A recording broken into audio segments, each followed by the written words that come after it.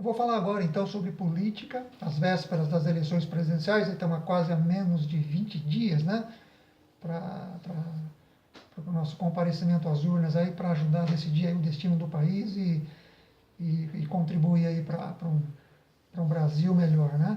Então eu resolvi trazer aí esse conteúdo, esse vídeo para vocês. Esse vídeo vai falar agora sobre política à luz da política integral, né? Falar de política, mas a partir de um modelo integral e que visa contribuir para uma clareza melhor, para uma compreensão melhor de como a política funciona no Brasil aqui. Então, tentar trazer esse modelo integral aqui para vocês perceberem como que é interessante entender política a partir da visão integral e como que isso ajuda e nos dá suporte para que a gente possa compreender e avaliar os partidos, avaliar os candidatos, né? Os candidatos, as intenções dos candidatos, os programas dos candidatos e até perceber, né, a limitação de cada um, as qualidades de cada um e dentro de uma perspectiva integral, então a gente poder se movimentar melhor e compreender melhor como participar desse processo de maneira mais ativa. Isso só é possível, claro, compreendendo como os sistemas sociais e os indivíduos se interagem, se interrelacionam entre si. Porque política, na verdade, intermedia os diversos interesses, né?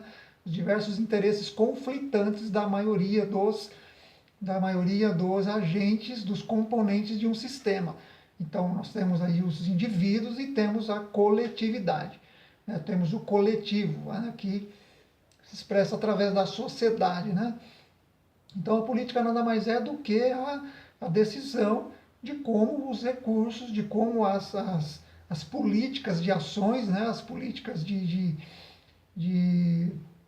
realização de processos vão acontecer baseado na orientação do partido, na orientação dos líderes que atuam no governo por conta da nossa atitude de elegê-los, né? Então, a política integral, então, ela parte do pressuposto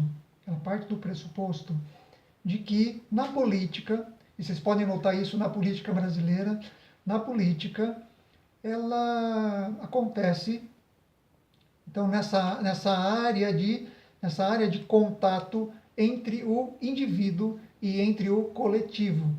Nós temos na integral o modelo AQAL, que é um modelo que contempla todos os quadrantes, todos os níveis, todas as linhas de desenvolvimento, todos os tipos de personalidade, todos os estados de consciência. Então, isso é uma forma abrangente de tocar o ser humano, uma forma abrangente de contemplar o ser humano, perceber o ser humano em sua integridade.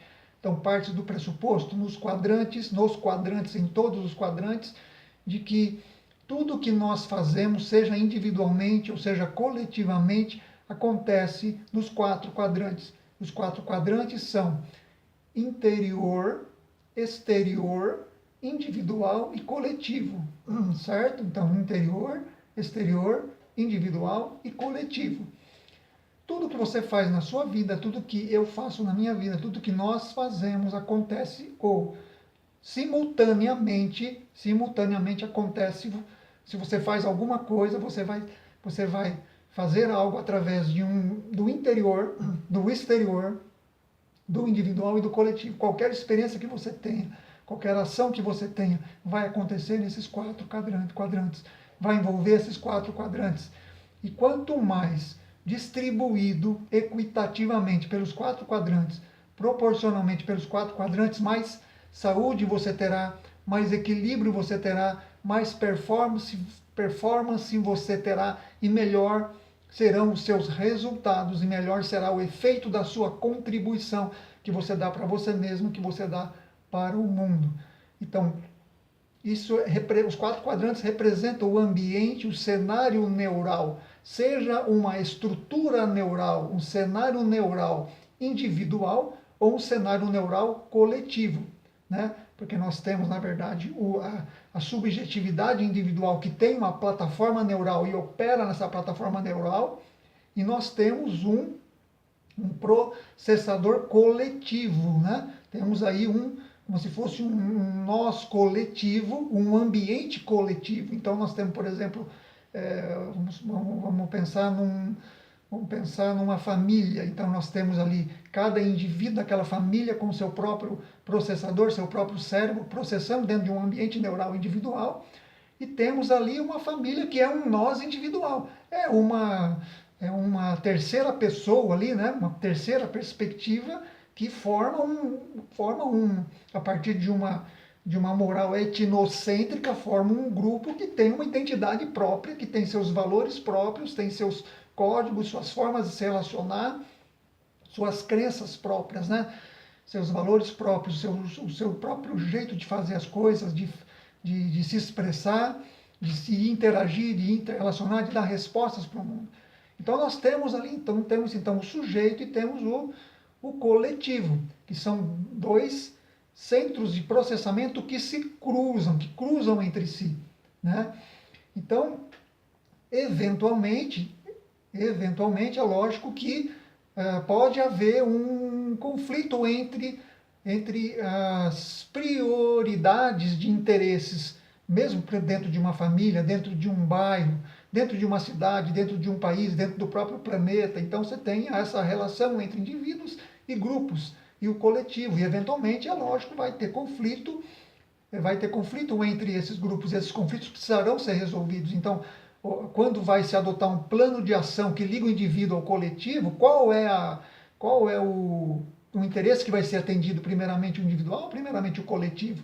Então, estamos falando dos 4 quadrantes. Esses 2 quadrantes são muito importantes na política, uma vez que a política está nesse ponto de contato entre o individual e o coletivo, solucionando conflitos, direcionando recursos e plano de ações de governo para determinadas direções, né? Então nós temos aí, se você coloca lá um partido, um governante que tem um ênfase mais individual, então é claro que ele vai ter um programa, vai ter um plano de ação, dependendo da direção que ele vai tomar, porque ele vai ter uma direção específica, ele vai ter uma política específica, vão ter interações específicas, vão ter valores específicos que vão ser direcionados baseados naquela orientação que privilegia o individual, que privilegia o indivíduo.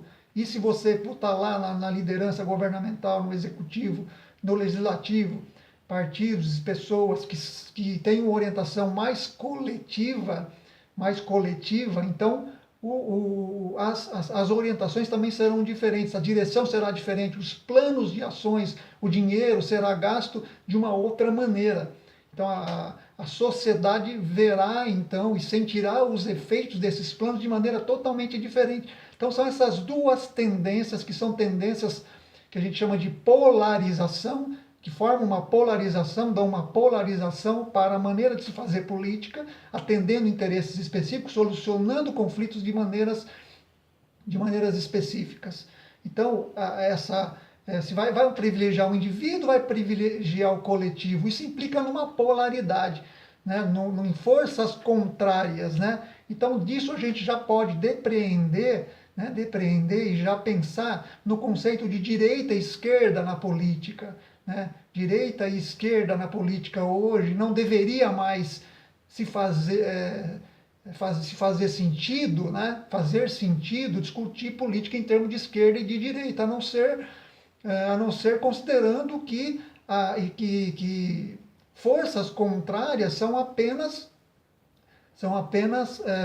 forças universais de polaridade que são naturais em cada unidade de manifestação da vida e da natureza, né?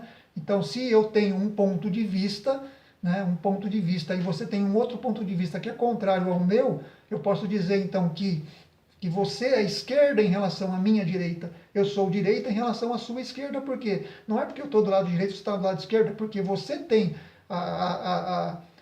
assim, o foco, né, o processamento esquerdo é aquele que contrapõe o direito, né? Agora, não significa que eu seja sempre da direita e você seja sempre da esquerda. Isso não tem nada a ver. Isso é uma questão de a gente saber relativizar, né? Porque se tem um ponto de vista, então, e tem um outro ponto de vista que é contrário a esse ponto de vista e que a polarização desses dois pontos de vista precisam ser explicitados, né, como que o que a gente chama de conflito, né, para que possa surgir uma terceira hipótese incluída. Então, a posição do status que está indicando um determinado ponto de vista, posso chamar de direita. Logo, para o ponto de vista contrário, eu posso chamar de esquerda, mas esquerda é o mesmo esquerda vai estar querendo dizer que é uma contraposição apenas àquele ponto de vista de direita, né? Aquele ponto de vista que é o ponto de vista contrário, né? Então eu crio essa representação de esquerda para dizer que há uma força oposta àquela que precisa, que os agentes de interação precisam tomar consciência disso, porque isso é natural. Isso não é necessariamente um problema da pessoa que é de direita ou a pessoa que é de esquerda. Isso é um problema da própria natureza em si, que já é contrária. São unidades contrárias que existem na natureza. Cada unidade tem bom e tem ruim. A outra unidade é boa ou é ruim. Uma unidade pode satisfazer em alguma coisa, pode não satisfazer em outra. E outra unidade pode satisfazer em alguma coisa e não satisfazer em outra. Isso é natural. O que acontece é que na mão do ser humano, a forma de se fazer políticas, né, vão definir a maneira mais primitiva ou mais moderna, mais diferenciada, mais refinada de solucionar esses conflitos que são naturais a partir da forma como a natureza se comporta, né? Então, para ter uma ideia, historicamente, quando que surgiu na política esse conceito de esquerda e esse conceito de direita? Na verdade, surgiu lá por volta de 1700, no século XVIII, lá na Inglaterra, quando, vocês podem ver isso aí em qualquer consulta aí na internet, né? Quando os burgueses tiveram que se juntar ao proletariado para criar uma força opositora e derrubar a hegemonia da nobreza que atuava junto com o clero nos antigos reinos da Idade Média, né? Que culminaram aí para o final da Idade Média na Inglaterra e o começo do Iluminismo. Então você teve aí o que? Essa união da burguesia com o proletariado para combater o clero e a nobreza, né? Então, a partir desse ganho de poder, criou-se então na Inglaterra a necessidade de se estruturar elaborar uma primeira constituinte, ou uma primeira assembleia constituinte, uma constituição, né? E na hora lá dos burgueses fazerem essa constituinte junto com os proletariados, a verdade é que aconteceu, eles sentaram em bancos separados. Então os burgueses sentaram do lado direito e o proletariado sentou do lado esquerdo, porque eles não se misturavam, uma vez que tinham interesses contrários, né? Então ficou essa definição de direita e de esquerda, identificando direita, convencionalmente direita, como a burguesia, que são os mais ricos, a minoria, porque a minoria é rica, vamos dizer assim, a minoria teoricamente, convencionalmente é mais rica, né? Tem mais dinheiro, tem mais concentração de renda, que é a direita, e a esquerda é a mais pobre, que tem a maior parte da população, né? Tem muita gente, vamos dizer assim, mais pobre, de menor poder aquisitivo e pouca gente rica. Então se identificou a direita com a minoria mais rica, né, mais poderosa em termos de poder aquisitivo, e a maioria mais pobre com menor poder aquisitivo, e ficou essa identificação que nada mais é do que uma coisa convencional, né? Uma coisa convencional, que eventualmente tem interesses contrários, né? Então é normal que partidos que aderissem à direita são partidos que vão dar ênfase para planos que privilegiem mais o indivíduo, né? E os partidos que estão que aderem mais à esquerda vão dar mais ênfase aos planos que vão privilegiar mais o coletivo, certo? Mas direita e esquerda, na verdade, é só uma convenção, isso que a gente precisa entender, né? Que na verdade é um ponto com uma polaridade contrária de contraponto, né? Então é só isso. Se eu chamo de direita e de esquerda, pode ser que eventualmente uma pessoa que convencionalmente é de esquerda, mas que esteja no poder tem um ponto, né? Então ele se passa a ser direita, ele passa a ser da direita, e o que estava no poder anteriormente, que decaiu, passou a ser esquerdo porque apresenta o contraponto. Então isso é uma questão só de convenção, né? O fato é que há esse desequilíbrio, essa desigualdade, né, de poder aquisitivo não veio se formando a partir da maneira como a sociedade interagiu em termos do individual com o coletivo, produziu e distribuiu recursos, né? E produziu e distribuiu conhecimento historicamente ao longo das formações dos grandes blocos sociais no planeta, né? Então a política seguiu esses processos formacionais arqueológicos aí da formação cultural e social, né? E das formações individuais, então tentando servir de intermediário aí para gerenciar e fazer a gestão desses conflitos e determinar como que esses recursos seriam então aplicados, seriam utilizados e como seriam distribuídos, né? Então é importante então a gente lembrar então de que as duas grandes tendências políticas, né, no planeta seguiram esses dois rumos, né, que é um rumo, vamos dizer assim, convencionalmente de direita, que é um rumo que privilegia mais o individual, né, e portanto vamos dizer assim, é uma política mais conservadora, então são mais conservadores, porque em termos do coletivo eles vão tentar fazer o quê? Vão conservar mais o coletivo para liberar o indivíduo, então são conservadores nesse sentido, né? E a outra ala, que é uma ala mais convencionalmente de esquerda, que ela é mais progressista no sentido de dar vazão, de dar fluido para que novas formas do coletivo se, se modernizem, se abram, né? Se abram e em contraposição para ter um controle maior sobre o individual, né? Então é mais ou menos isso aí, esses dois grandes embates entre essas duas alas de pensamento e duas alas que são alas de preferência, né, que ou ora para o quadrante individual, ora para o quadrante coletivo. Então nós temos, por exemplo, vamos pegar os Estados Unidos, né, para quem conhece os Estados Unidos, a política dos Estados Unidos, nós temos lá essas duas grandes tendências se manifestam principalmente, é claro que há vários outros partidos, né, mas se manifestam principalmente através do quê? Na ala que dá preferência ao individual, nós temos os republicanos, que são os conservadores, né? Os conservadores, os chamados liberais, e depois numa versão mais de centro-direita, mais neoliberal, né? Então são os conservadores liberais, que são os republicanos, né? Os republicanos que é um ênfase mais individual. Você tem uma tendência, então, o quê? Da mínima intervenção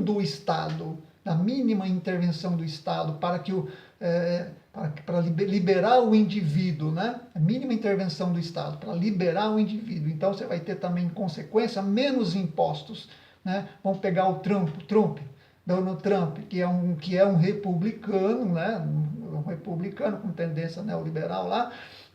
Então, o que ele está fazendo lá nos Estados Unidos? Não é exatamente, não acabou de ser aprovado, o Congresso acabou de aprovar uma redução brutal lá nos impostos dos Estados Unidos.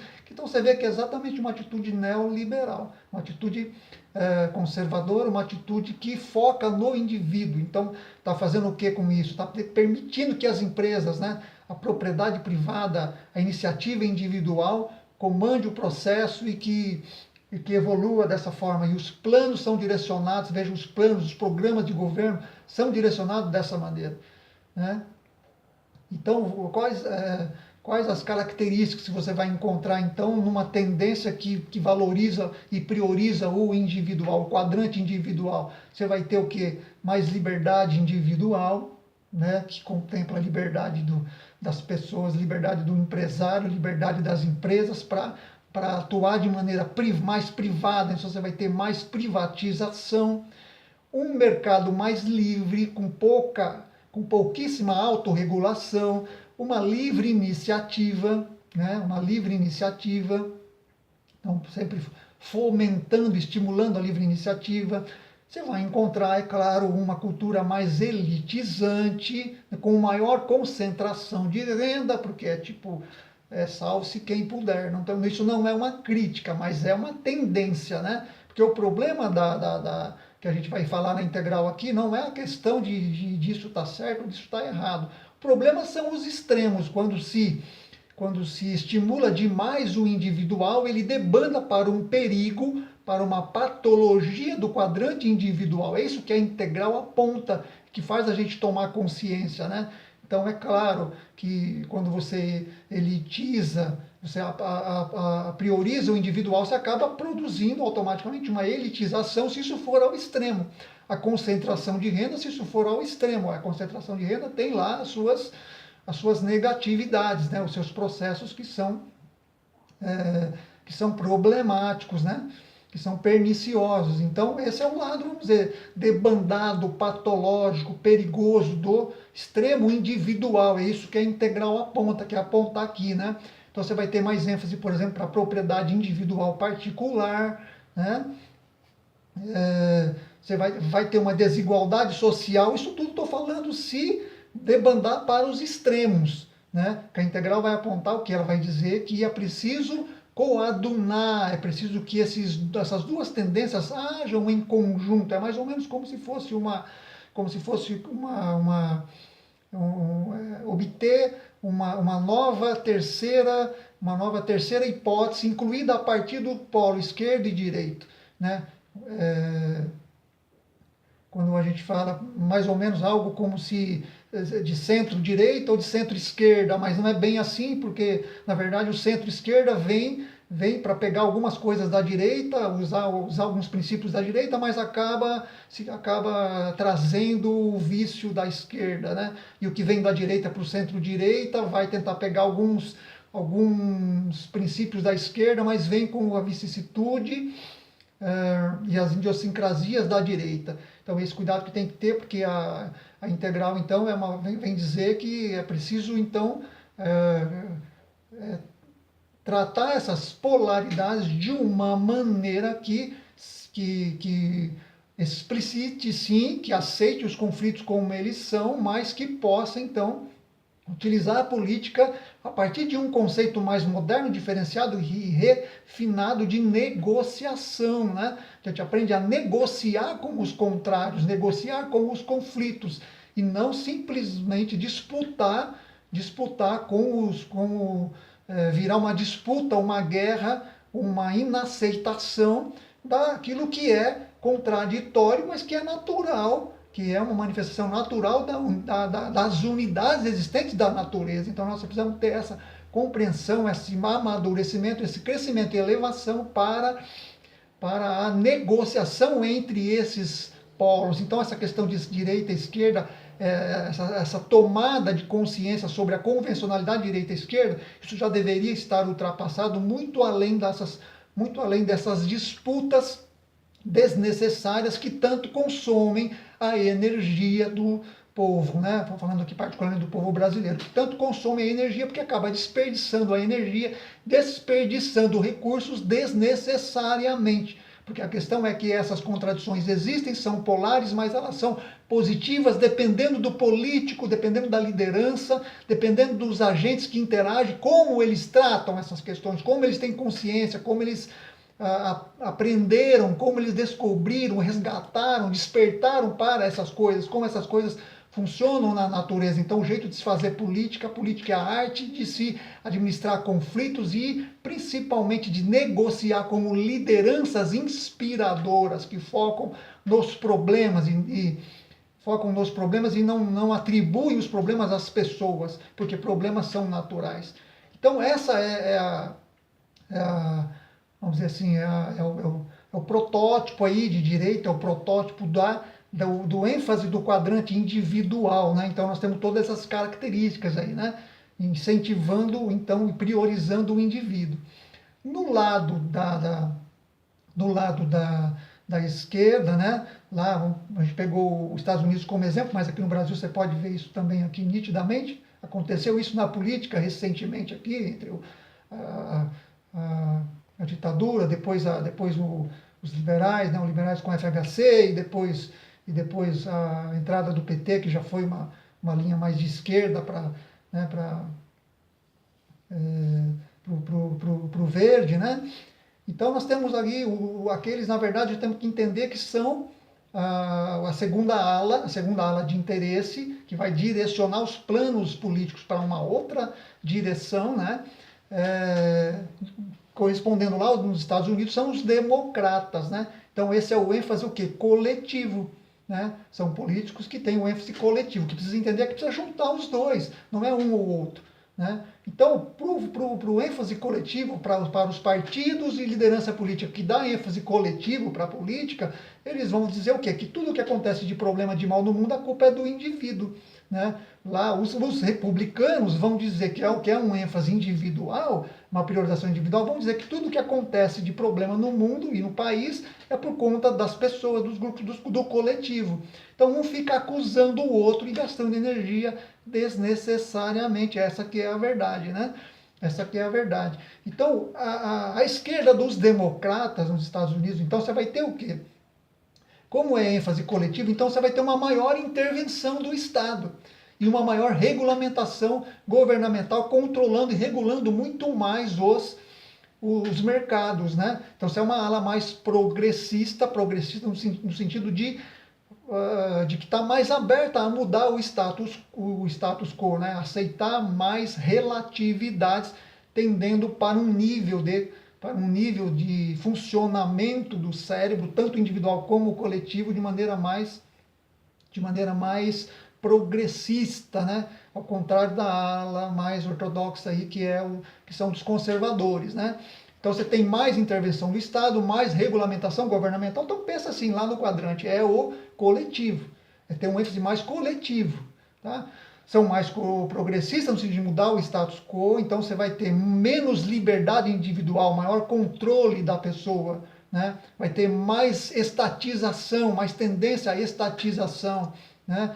Mais propriedades coletivas do que propriedades particulares, do que propriedades privadas. Então, se é coletivo, você vai ter um ênfase mais para programas sociais.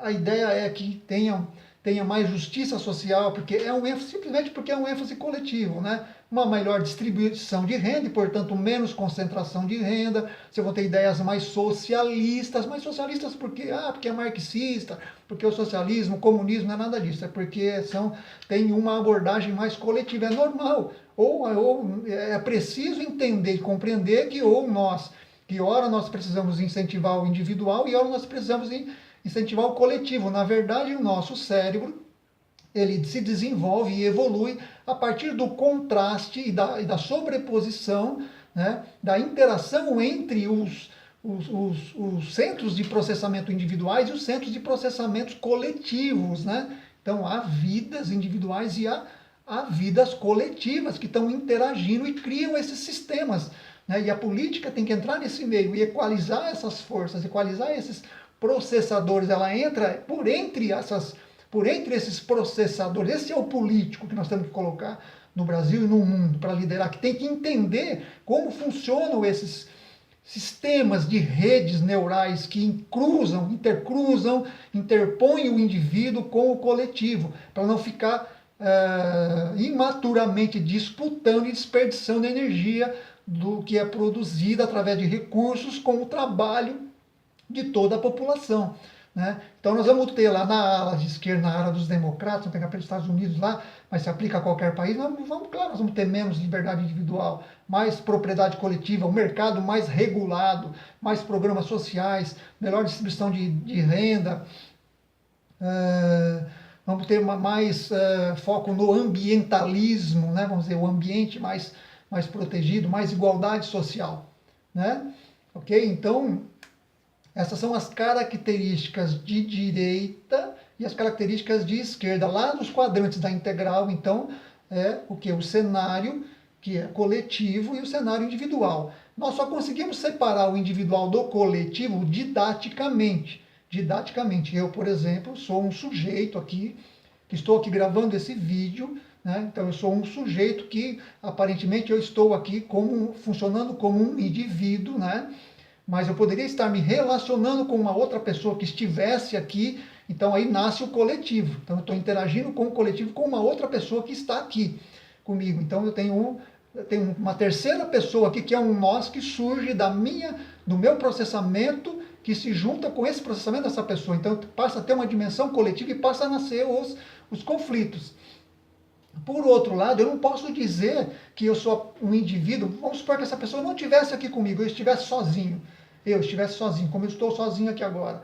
Eu posso dizer que eu sou sozinho, que eu sou um eu subjetivo, um eu individual? Não, porque o que me compõe são partes coletivas, são várias partes de agentes individuais, como por exemplo as minhas células, como por exemplo os vários campos de memória, são partes, minhas moléculas, meus átomos, minhas subpartículas, a minha linhagem, a minha constituição da minha árvore genealógica, a constituição arquetípica, o inconsciente coletivo, tudo isso compõe uma objetividade interna que faz de mim um ser ao mesmo tempo individual, ao mesmo tempo coletivo. Então é a minha objetividade interna, de maneira que eu, como indivíduo, sou um indivíduo porque partes que compõem essa individuação se relacionam entre si socialmente ou coletivamente através de mim.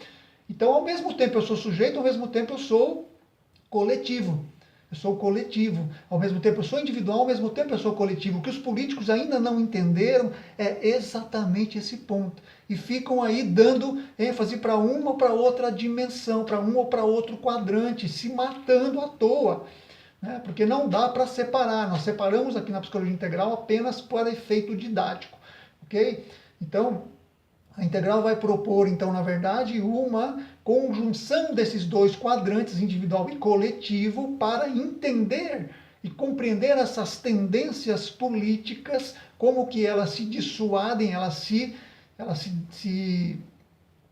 polarizam e, se polarizando, se tornam pontos de conflitos que não são solucionados exatamente porque os agentes que lideram essas políticas não compreendem, não conseguem compreender como